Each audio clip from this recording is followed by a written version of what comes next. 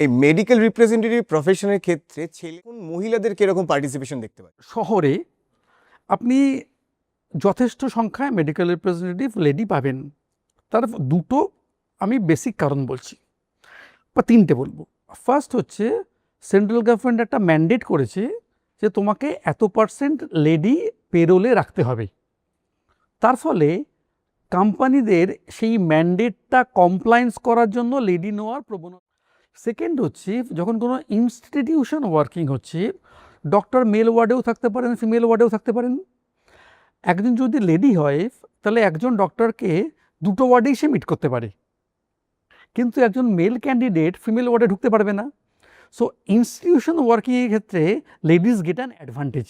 আর third হচ্ছে আজকের দিনে আমাদের এখন যে নতুন জেনারেশন আসছে তারা সবই স্কুটি স্যাভি, এবং তারা যে এখন অফিস বাউন্ড জবই করবে তা না, তারা আর্মি থেকে শুরু করে এমন কোনো জব নেই যেখানে তারা নেই। তো সেলসে আগে যেটা মানে ছেলে প্রাধান্য ব্যাপার ছিল, এখন সেটা আস্তে আস্তে আমরা জেন্ডার নিউট্রাল হচ্ছি শহরের ওপরে।